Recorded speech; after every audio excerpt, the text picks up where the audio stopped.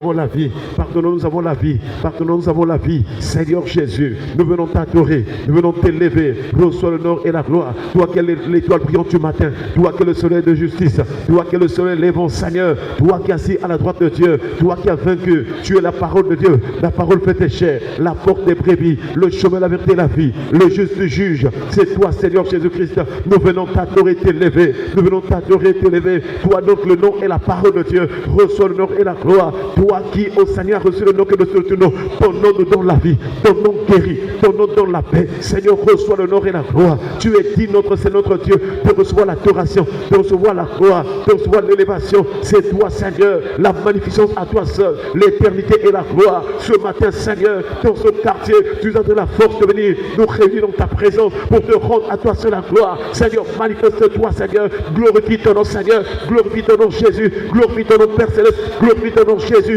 Glorifie ton nom, Seigneur, toi qui es ma lumière et mon salut, toi qui es le sauveur du monde, toi qui es la lumière du monde. Glorifie ton nom, Seigneur, glorifie ton nom, Jésus, glorifie ton nom, Seigneur, glorifie ton nom de puissant, dans le nom puissant de Jésus. Gloire à ton nom, notre Père, au nom puissant de Jésus. Et nous acclamons le Seigneur. Gloire à ton nom, Seigneur. Tu vas t'asseoir, que Dieu te bénisse. Nous allons prier que nos cœurs soient disposés à la parole de Dieu. Tu vas dire, Seigneur, parle-moi, que j'écoute comme écoutent les disciples et que j'obéisse à cette parole. Et nous voulons prier le Seigneur au nom de Jésus. Nous voulons t'écouter ce matin, Seigneur. Donne-nous au Seigneur d'entendre, d'écouter comme écoutent les disciples. Toi qui es notre Seigneur, notre Sauveur personnel. S'il te plaît, Seigneur Jésus, glorifie ton nom, Père éternel. Dans le nom de Jésus de Nazareth, nous avons ainsi prié. Nous disons Amen. Voilà, nous sommes en train de continuer notre merveilleux thème intitulé « Comment entrer au ciel ?» Et nous avons rappelé que dans ce contexte, le ciel veut dire aussi la vie. Parce qu'à plusieurs reprises, le Seigneur Jésus-Christ a parlé de comment entrer au ciel, entrer dans la vie, entrer dans la vie. Il dit même que si vraiment ta main, si ton bras, ta main et ton pied sont pour toi une occasion de chute, arrache-les et jette-les loin de toi. Car vaut mieux pour toi entrer dans la vie, manchot ou boiteux, que d'avoir les deux pieds et les deux mains et de se retrouver dans le feu de la géhenne. Chers frères et sœurs, ce qui est important après le salut, après avoir reçu Jésus comme Seigneur et Sauveur, ce qui est important, c'est d'entrer au ciel. Est-ce qu'on peut acclamer le Seigneur?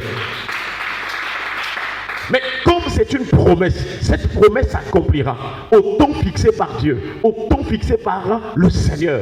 C'est lui qui a fait la promesse, c'est lui qui promet, qui fait la promesse et c'est lui aussi qui l'accomplit. Alléluia. Voilà pourquoi dans ta vie, tu dois en être assuré. Vous savez, en tant qu'enfant de Dieu, nous devons être heureux. Pourquoi? Parce que notre alliance avec Dieu est basée sur des promesses.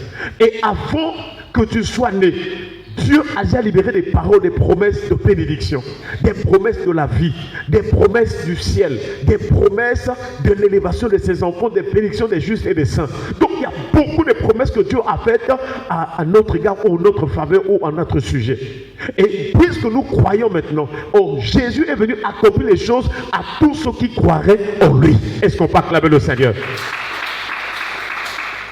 Chers frères et sœurs, si tu as la foi, ces promesses-là deviennent aussi les siennes, si on peut dire. Parce que ces promesses sont destinées à la descendance, à la postérité d'Abraham. Et cette postérité, c'est Jésus-Christ. Il est mort pour briser la puissance de la loi qui agissait dans la chair. Parce que la loi était basée aussi sur des ordonnances charnelles. Mais Jésus a tout accompli. Il a brisé cette puissance. Et désormais, chers frères et sœurs, quiconque croit en Jésus-Christ, celui-là va vivre la gloire de Dieu. Et donc, si tu as une situation, un problème, tu peux juste proclamer avec foi la promesse que Dieu t'a faite. Tu as des combats dans ta vie, tu as des guerres spirituelles, tu ne dors pas bien, mais tu peux rappeler pour dire qu'il est écrit, ils te feront la guerre, mais ils ne te vaincront pas. Est-ce qu'on peut acclamer le Seigneur? Tu as une situation, un problème, tu as besoin de la réponse. La réponse à une question, la solution à un problème. Mais le Seigneur a déjà dit, invoque-moi et je te répondrai. Je t'annoncerai des choses grandes, des choses cachées que tu ne connais pas. Alléluia. Donc il y a plusieurs promesses. Tu es malade, il y a quelque chose qui ne va pas dans ta vie. Maladie spirituelle, maladie physique. Le Seigneur a dit, je suis l'Éternel qui te guérit. Est-ce qu'on peut acclamer le Seigneur? Voilà pourquoi en tant qu'enfant de Dieu, en tant que chrétien, tu ne dois pas craindre quoi que ce soit. Devant une situation, il y a déjà une promesse. Et le Seigneur permet quelquefois des situations arrivent pour que nous puissions vivre la gloire de Dieu, c'est-à-dire l'accomplissement de la promesse de la parole de Dieu. Voilà pourquoi tu dois avoir confiance en Dieu. Mais, puisque c'est une alliance avec Dieu, alors cette alliance a aussi des principes. Il y a des normes, il y a des lois dans cette alliance. Et donc, pour que tu vives l'accomplissement de la promesse, chers frères et sœurs, nous avons déjà vu ça, qu'il faut que tu marches selon la parole de Dieu, que tu obéisses à la parole. Parce que Dieu a déjà dit, si tu obéis à la voix de l'Éternel ton Dieu, voici toutes les bénédictions qui seront ton partage. Donc la bénédiction a pour source l'obéissance à la parole de Dieu. C'est-à-dire, avant que tu sois béni, tu dois obéir. C'est l'obéissance qui conduit à la bénédiction véritable. Dans ce monde, il y a des faux prophètes, des faux pasteurs, des faux docteurs qui viennent faire des miracles. Mais ces miracles sont des miracles mensongers. Ce sont des miracles momentanés. Des miracles apparemment qui semblent être véritables. Mais dans la suite, la même personne qui a vécu un soi-disant miracle, chers frères et sœurs, cette personne va rentrer dans vraiment des situations terribles. Or, quand Dieu bénit, tu dois être libre. Alléluia. Le signe que c'est Dieu qui t'a béni, c'est d'avoir la liberté, c'est d'avoir la paix, c'est d'avoir la joie. C'est comme un esclave qui était dans une prison spirituelle. Mais quand on libère l'esclave, tous les jours de sa vie, il sort de joie. Il pousse des cris de joie, dans l'allégresse, parce que c'est un ouf de soulagement. Alléluia. Le Seigneur, quand il délivre, il veut personne, c'est pour te consoler. Désormais, tu es en paix. Désormais, tu peux aller témoigner que le Seigneur m'a délivré. Est-ce qu'on peut acclamer le Seigneur? Comment donc entrer au ciel? Nous avons dit que pour entrer au ciel, il faut être déchargé du joug de la servitude. Il faut refuser la vie de péché. Il faut renoncer à la vie de péché. Il faut renoncer à l'iniquité. Tu connais ta vie, tu connais tes faiblesses. Dans quel domaine tu tombes souvent dans le péché? Dans quel domaine? Est-ce que ce sont les péchés de la langue? Est-ce que c'est par la bouche que tu tombes dans le péché? Est-ce que tu insultes les gens? Est-ce que tu injuries les gens? Est-ce que tu calomnies par ta langue? Tu parles du mal des autres, tu détruis la personnalité des autres, tu détruis les témoignages des autres à travers ta langue. Quels sont les péchés auxquels tu es faible? Je me répète, si tu les confies entre les mains du Seigneur, si tu reconnais que le Seigneur, le Sauveur, le Rédempteur, c'est celui qui justifie l'impie, si tu reconnais que c'est Dieu qui pardonne du péché, mais aussi qui délivre du péché, il va te délivrer de ce péché-là. Et c'est possible que ta vie change. Il y a des gens qui ont été plus méchants que toi. Il y a des gens qui ont été plus mauvais que toi. Je t'assure. Qui ont été plus têtus, plus ténaces dans le mal.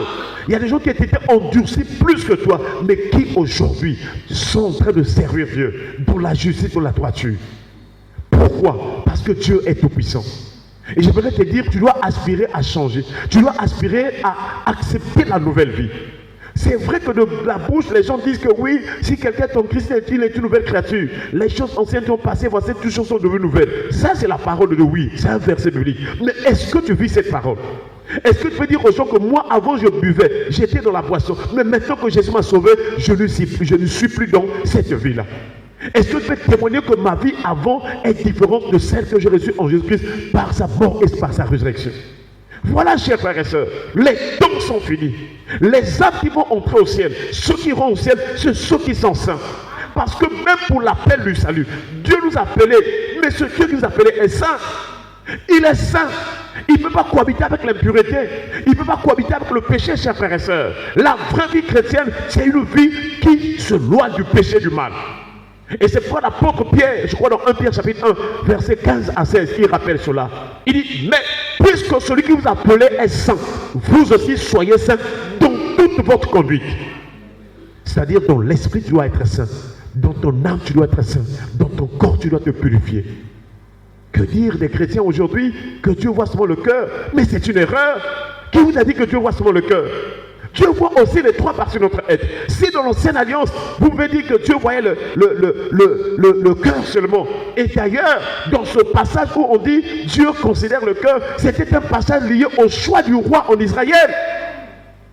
C'était un passage lié au choix. Dieu voulait choisir un roi qui va diriger son peuple. Voilà pourquoi il a demandé de voir le cœur. Parce que pour diriger le peuple de Dieu, il faut avoir la sagesse. Donc le cœur dont Dieu parlait à Samuel, c'était un cœur sage pour diriger le peuple. Et vous allez voir que dans la suite, Salomon on va parler, il va faire la demande, Seigneur, donne-moi un cœur sage, car qui peut conduire son peuple, un peuple si nombreux. Donc dans ce texte où on dit Dieu considère le cœur, c'est le cœur sage. Mais tenez-vous tranquille, chers frères et sœurs. La sagesse ne peut pas se lier au péché. La sagesse, c'est loi du mal.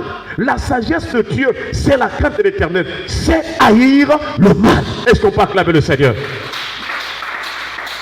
Donc, chers frères et sœurs, si tu veux entrer au ciel, il faut être libéré du péché. Il faut pleurer devant tout péché que tu commets. Pleurer devant le Seigneur. Confesser ton péché, dire au Seigneur, je n'arrive pas, je n'en peux plus. Seigneur, je n'arrive pas à quitter ce péché. Mais toi, tu étais mort à la croix, tu as tout accompli. Jésus a vaincu la mort pour nous délivrer du péché. Quelle raison donnerons-nous encore, chers frères et sœurs? Et Paul rappelle aux chrétiens de Rome, Romains chapitre 6, à partir du verset 1, je crois au verset 3, verset 1, il dit, nous qui sommes morts au péché, comment vivrons-nous encore dans le péché? Comment toi qui es chrétien, chrétien veut dire celui qui est mort en Christ, baptisé en la mort de Jésus-Christ, et il a une nouvelle vie. Et cette vie est la vie de Christ. Voilà pourquoi on l'appelle chrétien. Comment vivrons-nous encore dans le péché? Comment pratiquerons-nous encore le péché? Non! Le péché devient de la boue. Le péché devient une chose sale. Quel que soit ce que le monde nous présente, quels que soient les attraits de ce monde. Oh, chers frères et sœurs, nous sommes dans le dernier temps et le diable est en train de vouloir faire croire aux chrétiens que même quand tu vis dans le péché, tu iras au ciel. C'est une erreur. Hier, là, j'écoutais un débat dans un groupe des serviteurs de Dieu. Un débat, et l'un des serviteurs de Dieu a dit que non, on va débattre sur un thème. Le thème, c'est quoi? Les jeux du hasard. Et ce serviteur lui dit que non, les jeux du hasard, ce n'est pas un péché. L'autre dit c'est un péché. Il dit non, ce n'est pas un péché. Il prend aussi des versets bibliques. Il dit que non, mais les jeux du hasard là, mais ce n'est pas un péché parce qu'il n'y a pas un texte biblique. Il n'y a pas un endroit où la Bible dit que non, les jeux du hasard, c'est un péché. Voilà comment le diable travaille. Donc il ne sait pas que pour comprendre le langage de Dieu, dans ce que nous vivons, il faut être conduit par l'Esprit de Dieu. Il y a des choses que Dieu a dit dans la Bible, mais pour les comprendre, il faut que le Saint-Esprit te révèle que telle chose, c'est un péché. Et il a pris des exemples sur le sort. Il a pris Actes chapitre 1. Actes chapitre 1, verset 23 à 24. Et puis le verset 26. Là où pour choisir Matthias, ils ont jeté le sort. Il a dit voilà, ici là, ils ont jeté le sort. Donc c'était un hasard pour choisir Matthias. Voyez-vous comment le diable travaille. Et si nous n'avons pas vraiment les bases, les fondements de les Écritures, on va continuer à croire, on va commencer à croire. Mais il ignore que Dieu ne fait pas de jeu. C'est ça qu'il ignore. Parce que si on reste dans son raisonnement, ça veut dire que Dieu fait des jeux. Donc dans le choix de Dieu, quand Dieu a demandé à Israël d'aller partager la terre promise, Dieu a fait des jeux. Et du coup, c'est un esprit diabolique, satanique. Mais il donne des versets bibliques. Voilà là où le monde est arrivé. Je vous assure, je vous en supplie, chers frères et sœurs, cherchez l'Éternel, lisez la parole authentique, demandez à l'Esprit de Dieu de vous donner d'être dans la sainteté au nom de Jésus. Je vous assure. Et les jeux du monde là, mais le monde c'est un système. Le monde c'est un système, chers frères et sœurs. C'est pas parce qu'on trouve un seul mot, le même mot de la Bible et le mot de la vie courante que nous devons prendre ça de la manière. Non! Le monde a sa manière de considérer les choses. Il a sa manière d'interpréter les choses. C'est pourquoi il est dit dans la Bible, n'appelez pas conjuration ce que ce peuple appelle conjuration. Est-ce qu'on peut acclamer le Seigneur? Et c'est triste, chers frères et sœurs, pour cet homme de Dieu qui semble convaincre les gens. Les jeux du hasard. Mais il y a des démons. Il n'a jamais fait les recherches sur les civilisations pour voir comment est-ce que derrière les jeux, il y a des esprits. C'est pas possible, chers frères et sœurs. Et donc, c'est pour ainsi dire qu'il y a beaucoup de choses que nous embrassons. Il y a beaucoup de choses que nous faisons dans ce monde. Ces choses-là sont liées, je vous assure, ces choses-là sont liées au monde, au péché. Donc, derrière les jeux du hasard, il y a l'esprit du maman, l'esprit qu'on appelle l'esprit de la richesse, le démon de la richesse. Le but de ces jeux-là, c'est augmenter l'amour de l'argent. Combien d'enfants sont en train d'aller voler l'argent à la maison pour aller jouer au jeu? Combien de gens sont attristés parce qu'ils n'ont pas gagné? Alors, si nous nous posons la question, or nous savons que la tristesse, selon Dieu, produit une repentance dont on ne se repent jamais. Alors, une personne qui joue au jeu d'argent et qui n'a pas gagné, qui s'attriste, est-ce que cette tristesse, c'est une tristesse de Dieu? Non! C'est une tristesse du monde qui produit la mort. Que Dieu nous aide. Alléluia. Nous devons nous préparer pour le ciel. Et pour cela, il faut se sanctifier. Voilà pourquoi nous prenons ce texte par lequel nous allons terminer ce prêche. Chers frères et sœurs, Actes chapitre 7, le verset 10. Actes chapitre 7, le verset 10, il est écrit. Mais Dieu fut avec lui et il le délivra de toutes ses tribulations. Il lui donna de la sagesse et lui fit trouver grâce devant Pharaon, roi d'Égypte, qui l'établit gouverneur d'Égypte et de toute sa maison. Est-ce qu'on peut acclamer le Seigneur? Ici, on nous parle de l'histoire de Joseph. Là, je pense que ça doit être dans l'Acte des Apôtres. Nous voyons aussi, ça doit être à l'époque aussi de Étienne, qui avait encore relaté tout l'Ancien Testament jusqu'à ce qu'il soit lapidé. Chers frères et sœurs, parce qu'il était puissant en parole. Il avait la connaissance des Écritures. Quand Étienne parlait, il y avait l'onction, une forte onction. Au point où ceux qui débattaient avec lui ne pouvaient pas tenir devant lui. Chers frères et sœurs, et ici la Bible déclare, mais Dieu fut avec lui. J'aimerais te rappeler ce matin, les tribulations sont dans ce monde, les souffrances sont dans ce monde, mais si tu obéis à la parole de Dieu, si tu vis selon la parole, Dieu sera toujours avec toi. Alléluia. Et si Dieu est avec toi, chers frères et sœurs, la Bible déclare, Dieu fut avec lui. Donc dans la vie de Joseph, pour qu'il s'en sorte par rapport à toutes les tribulations, toutes les souffrances qu'il a traversées dans sa vie, qu'est-ce qui a fait que Joseph s'en sorte jusqu'à devenir un homme établi par Dieu, un homme que Dieu va élever? Pourquoi Joseph a réussi? Pourquoi Joseph a vraiment été élevé? C'est parce que dans ces tribulations, dans ces souffrances-là, Dieu était avec lui. Et j'aimerais te dire ce matin, Jésus est avec toi, il est en toi. Est-ce qu'on peut acclamer le Seigneur?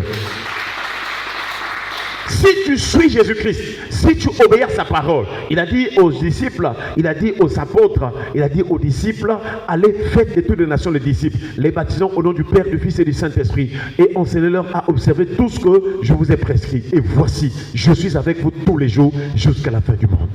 Si tu deviens disciple de Jésus, si tu suis Jésus, tu obéis à lui, tu fais les choses comme il nous a commandé, il sera avec toi. Où que tu te trouves, il sera avec toi. Or, si le Seigneur est avec toi, ça veut dire que la victoire est garantie. Si le Seigneur est avec toi, je vous assure, ça marchera. Même là où on t'a rejeté, lui, il va te bénir. Et c'est comme ça que Joseph, traversant des tribulations sur tribulations, vendu à 2 reprises par ses frères et aussi par les marchands. Oh, chers frères et sœurs, en plus de cela encore, il va être jeté en prison, toujours tribulation sur tribulation. Mais dans tous ces cas-là, chers frères et sœurs, l'Éternel est avec lui. La Bible déclare même que la main de l'Éternel fut sur Joseph. Et la Bible déclare, et le délivra de toutes les tribulations. Le but pour lequel le Seigneur est avec nous, c'est pour nous délivrer de toutes les souffrances imposées par le diable. Et ce matin, j'aimerais te dire, si le diable t'a imposé les souffrances, Jésus t'en délivre au nom de Jésus. Je ne sais pas, dans ta maison, dans ta santé, dans ton mariage, dans ton foyer, dans ton travail, dans tes projets, s'il y a des souffrances et des tribulations, j'aimerais te rappeler, il y a quelqu'un, l'homme de Galilée, l'homme habitué à la souffrance, il est allé jusqu'à la croix, il a neutralisé toute la puissance ennemie qui passait par la souffrance. Et ce matin encore, le Seigneur peut te délivrer. Alléluia. Qu'il te délivre de toute souffrance morale au nom de Jésus. Qu'il te délivre de toute souffrance corporelle au nom de Jésus. Qui te délivre de toute souffrance financière au nom de Jésus. Dans tous les domaines de ta vie où tu traverses les souffrances et les tribulations, Jésus te délivre au nom de Jésus. Reçois la délivrance, reçois la guérison, reçois la paix du Seigneur. Que le Seigneur t'en délivre ce soir. Que les combats que tu traverses, les attaques, les oppresseurs qui sont là, les oppressions et les persécutions, que Dieu te donne la victoire dans tous ces moments au nom de Jésus. Chers frères et sœurs, le Seigneur nous aime tellement qu'il est attentionné à notre situation.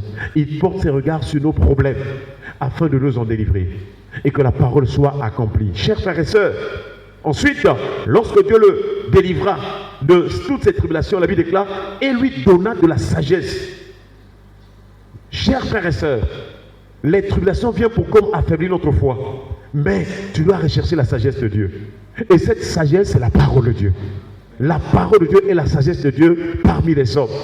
Voilà pourquoi on nous dit de méditer. Tu ne dois pas passer toute une journée sans lire un verset biblique, sans écouter la parole. Ce n'est pas bien. C'est quand tu écoutes la parole que tu sauras comment marcher. La parole te dira que ça là, la voie là, ce n'est pas une bonne voie. Ça, le choix là, ce n'est pas le choix de Dieu. Parce que vous savez, quand nous levons le matin, il y a 2 choses. La vie et la mort. la bénédiction et la malédiction. Quand tu vas à l'école, il y a deux choses. Quand tu vas au marché, il y a deux choses. Quand tu vas en famille, il y a toujours ces deux choses. La vie et la mort, la bénédiction et la malédiction. Mais si tu n'as pas la sagesse de Dieu, tu vas choisir la mort. Tu vas poser des actes qui sont liés à la mort et la mort va t'emporter. Mais si tu crains Dieu et que tu vis selon la parole de Dieu, alors ton cœur choisira la vie. Est-ce qu'on peut acclamer le Seigneur? Joseph avait la sagesse et c'est grâce à cette sagesse d'ailleurs, chers frères et sœurs, que lorsqu'on a posé la question, mais par rapport à ce que tu as interprété là, la sagesse lui a donné d'interpréter même les visions, les songes. Et aussi, quand il a donné l'explication, c'est lui qui savait gérer la provision pendant la période de la sécheresse. Et c'est pourquoi, à partir de la sagesse, alors il a été établi. D'abord, Dieu lui donne la faveur, la grâce devant Pharaon. Si tu as la parole de Dieu, si tu mets en pratique la parole, cette parole de Dieu en toi te donnera la faveur devant les hommes. Où que tu iras, les gens vont te considérer, les gens vont t'appeler, les gens auront besoin de toi, les gens vont t'écouter, ils te demanderont conseil. La parole de Dieu, c'est cette lumière-là qui nous éclaire, qui chasse les ténèbres et qui nous donne d'avancer, de prospérer, qui nous donne d'être bénis. La parole de Dieu. Joseph, un esclave, mais qui va avoir la faveur de son maître, au point où son maître va l'établir dans tout, sur tous ses biens. C'était déjà les prémices pour qu'il devienne gouverneur en Égypte et il devait gérer tous les biens de l'Égypte. Est-ce qu'on peut acclamer le Seigneur? Que le Seigneur te délivre de toute tribulation. Qu'il nous donne, chers frères et sœurs, d'avoir la sagesse de Dieu. Paul a dit, c'est une sagesse que nous prêchons parmi les parfaits. C'est un don de Dieu pour nous. La sagesse, la parole de Dieu, c'est un don de Dieu pour nous. C'est à nous. Vous savez, il y a des choses que tu comprends de la Bible. Mais parfois, quelqu'un aussi même, peut-être qui est élevé en dignité parmi les hommes, mais ne comprend pas. Je vous assure, ce que toi tu comprends de la parole, il y a beaucoup de gens, même des camarades, des amis qui ne connaissent pas, qui ne comprennent pas. Parce que tu as reçu l'Esprit de Dieu et le Seigneur, ce sont les choses, c'est le pain du royaume, c'est le pain de Dieu pour nous.